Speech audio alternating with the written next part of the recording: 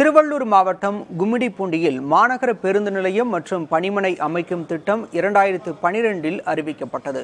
ஆனால் 12 ஆண்டுகள் கழித்து தற்போது திட்டம் கைவிடப்பட்டுள்ளதாக அறிவிக்கப்பட்டிருப்பது மக்களிடம் அதிர்ச்சியை ஏற்படுத்தியுள்ளது.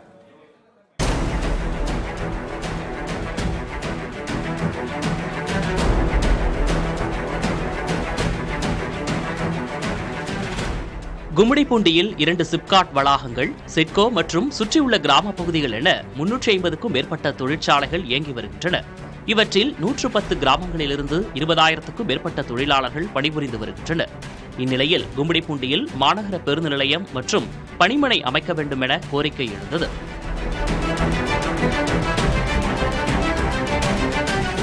அதன்படி 2012ஆம் ஆண்டு அப்போதைய முதல்வர் ஜெயலலிதா அறிவித்த இந்த திட்டத்துக்காக 2013இல் பெத்திக்குப்பத்தில் 4.7 ஏக்கர் நிலம் ஒதுக்கப்பட்டது. நிதி தாமதம், வழிகாட்டி மதிப்பீட்டு மாற்றங்கள் காரணமாக திட்டம் பல ஆண்டுகளாக கிடப்பில் போடப்பட்டது. 2022இல் நில உரிமை மாற்றமும் பணம் செலுத்தும் செயல்முறைகளும் முடிந்தன.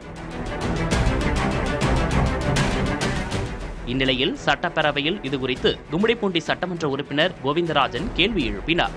அதற்கு கும்மிடிப்பூண்டியில் மாநகர கழக போக்குவரத்து பணிமனை மற்றும் பேருந்து நிலையம் அமைக்க விரிவான திட்ட அறிக்கை தயாரிக்கப்பட்டு வருகிறது என போக்குவரத்து துறை அமைச்சர் சிவசங்கர் தெரிவித்திருந்தார்.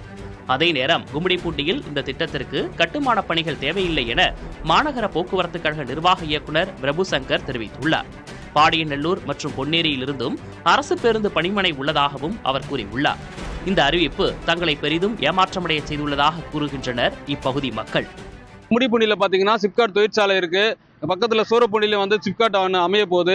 இதற்கான போக்குவரத்து வரக்கூடிய தொழிலாளர்கள் இந்த போக்குவரத்தை நம்பி தான் வெளி மாநிலங்கள்னு வெளியூர்கள்லேருந்து இங்கே வேலைக்காக வராங்க போகிறாங்க. இங்கே போக்குவரத்து அந்த அளவுக்கு போக்குவரத்துக்கு பஸ்ஸுகள் இல்லை, அப்படியே பேருந்து நிலையம் இல்லைன்றதுனால ரொம்ப கஷ்டமாக இருக்குது. மினிஸ்டர் வருன்றாரு, ஆனால் மேலாண் இயக்குனர் இப்போதைக்கு முடிவு கட்டவனா சொல்லிட்டு முடிவு எடுத்திருக்காரு. இது முரண்பட்ட கருத்தாக உள்ளது. இதனால் தமிழக அரசு உடனடியாக மறுபரிசீலனை செய்து கும்மிடிப்பூண்டியில் விரைவாக மாணவர்களுக்கு கட்டணம் சொல்லிட்டு கேட்டுட்டு இருக்கோம். 12 ஆண்டு கால கனவு திட்டத்தை மீண்டும் செயல்படுத்த அரசு நடவடிக்கை எடுக்க வேண்டும் என கும்மிடிப்பூண்டி வாசிகள் கோரிக்கை விடுக்கின்றனர். புதிய தலைமுறைக்காக திருவள்ளூரிலிருந்து செய்தியாளர் எழில்.